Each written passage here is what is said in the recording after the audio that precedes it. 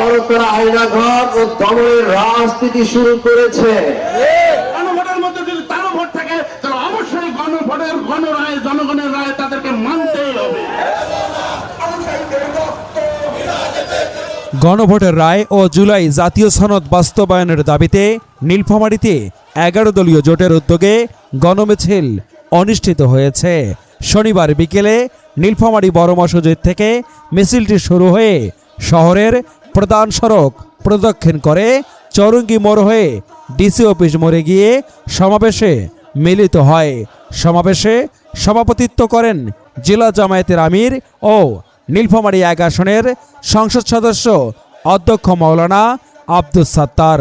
সঞ্চালনা করেন জেলা জামায়াতের সেক্রেটারি মাওলানা আন্তাজুল ইসলাম।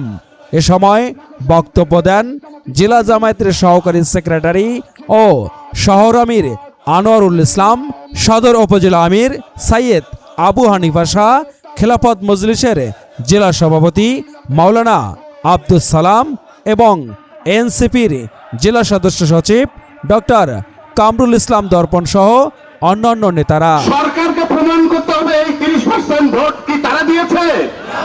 যদি তারা দিয়ে না থাকে তাহলে গণভোটের রায় তাদেরকে মানতে হবে। যদি 30% ভোট দিয়ে থাকে, তাদের সরকারের লোকজন যদি 30% ভোট দিয়ে থাকে, তাহলে আমি মনে করি বিএনপি 30% ভোট পেয়েছে, 30% ভোট পেয়েছে। তাহলে 30% ভোট পেয়ে নিশ্চয়ই নির্বাচনের ইঞ্জিনিয়ারিং হয়েছে। 50% ভোট তারা পায় নাই। যদি 50% ভোট পেয়ে থাকে তাহলে গণভোটের মধ্যে তারও ভোট আছে। গণভোটের মধ্যে যদি তারও ভোট থাকে তাহলে অবশ্যই গণভোটের গণরায় জনগণের রায় তাদেরকে মানতেই হবে। আপনারা জানেন এই সরকার তারা মাত্র একটি শপথ নিয়েছে। বিরোধী দলের 77 জন 11 দল মিলে আমরা 2টি শপথ গ্রহণ করেছি।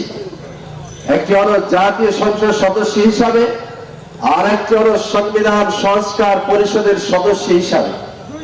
কিন্তু দুঃখজনক হলে সত্য, সরকার দলের এমপিগণ তারা শুধুমাত্র জাতীয় সংসদ সদস্য হিসাবে অংশগ্রহণ করেছে শপথে, আর তারা সংবিধান সংস্কার পরিষদের সদস্য হিসাবে বৃত্তাঙ্গুলি প্রদর্শন করেছে। কেন বিএনপি এই সংস্কার চায় না? না চাওয়ার কয়েকটি কারণ ইতিমধ্যে আমরা লিফলেটে আপনাদের অবগত করিয়েছি। তারা গণরায়কে ছিনতাই করে জনগণের বিরুদ্ধে অবস্থান নিয়েছে।